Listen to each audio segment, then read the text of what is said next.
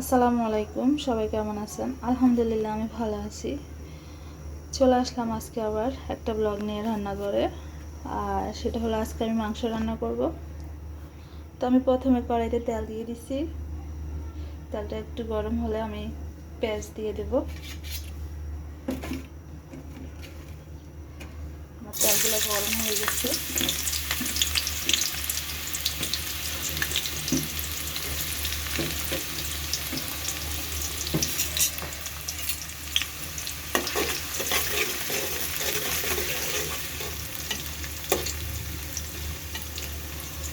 পেঁয়াজটা একটু বাদামি কালার হয়ে আসলে আমি মশলাপাতি দিয়ে দেব।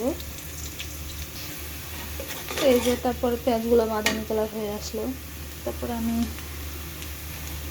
এক এক করে এখানে সব উপকরণ রাখছি।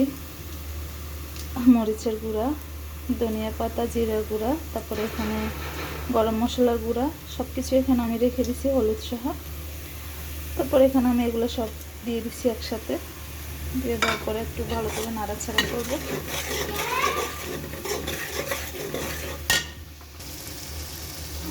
তারপর আমি এখানে আদা রসুন রাখলাম, এগুলো দিয়ে দিলাম পরিমাণ মতো। তারপর আমি আদা রসুন দিয়ে আবার একটু নাড়াচাড়া করলাম।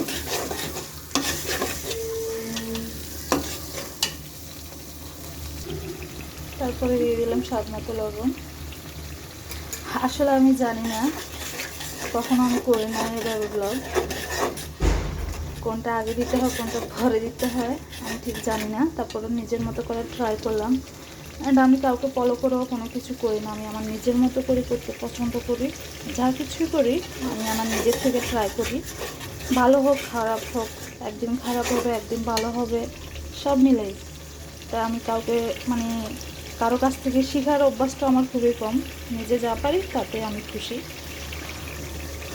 তারপরে এই যে মশলাগুলো ভালো মতো কষাবো আমি।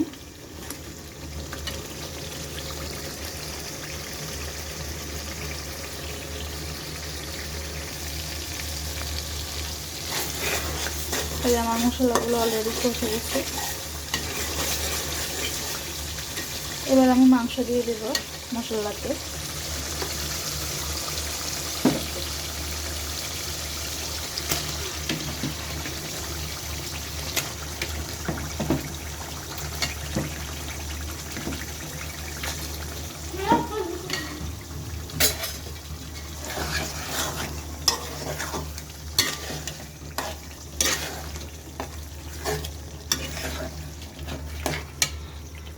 কার কাছে কেমন পছন্দ আমি জানি না, বাট আমার কাছে মুরগির মাংস বলেন গরুর মাংস বলেন একটু ঝাল ঝাল না হলে আমার কাছে খেতে ভালো লাগে না। তো আমি বরাবর একটু ঝালটা একটু বেশি দিই, পরিমাণ মতোই দিই, কমও না বেশিও না, আমি আমার মতো করে দিই যাতে খাওয়াটা মুখে স্বাদ লাগে।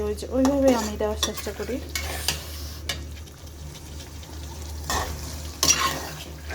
এরপর আমি ঢাকনা দিয়ে ঢেকে দেব কিছুক্ষণের জন্য, মাংস কষার জন্য।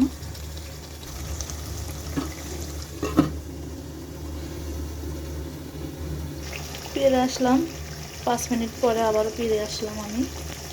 আর একটু নাড়াচাড়া করে দেবো মাংসগুলোকে।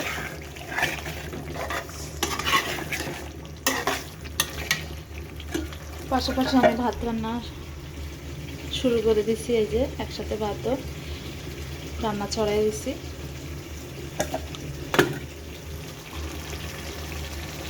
আবার আমি 5 মিনিটের জন্য মাংসগুলো ঢেকে দেব।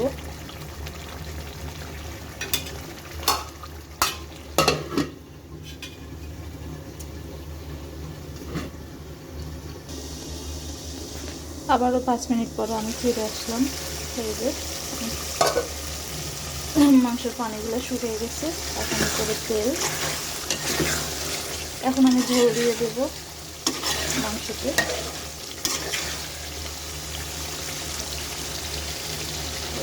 কোনো ঝোল নাই, যা আছে ওটা তেল আর মশলা।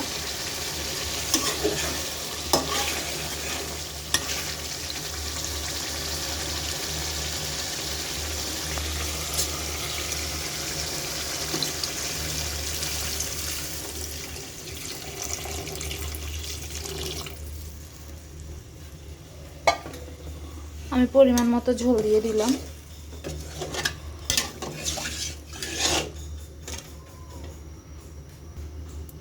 সাথে কিছু আলু দিব আমি। মাংসের সাথে কয়েক পিস আলু দিলে আমার কাছে ভালোই লাগে, ওই জন্য আমি অল্প কিছু আলু দিলাম ভালো লাগার জন্য।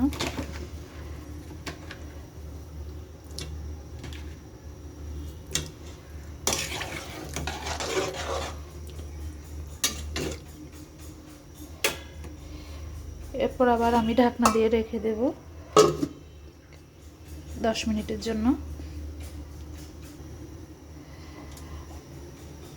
এই যে আমার ভাত হয়ে আসছে প্রায় অনেকটা। 10 মিনিট পর আমি আবারও আসলাম। এই যে আমার রান্নার অবস্থা, একটু নাড়া ছেড়ে দিলাম।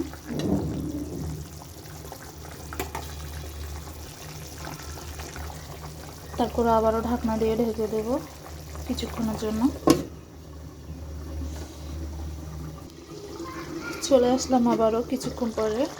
এই যে আমার মাংস রান্না প্রায় হয়ে আসছে, আর অল্প কিছুক্ষণ।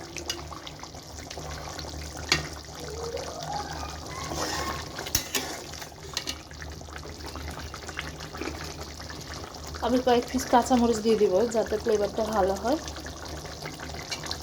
মাংস রান্নার হয়ে আসলে কিছু কাঁচামরিচ দিয়ে দিলে স্বাদটা অনেক ভালো হয়।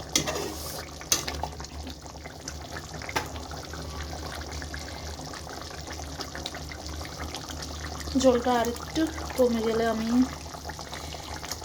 চুলার আগুন নিভিয়ে দেবো, কেননা আমার মাংস হয়ে গেছে প্রায়।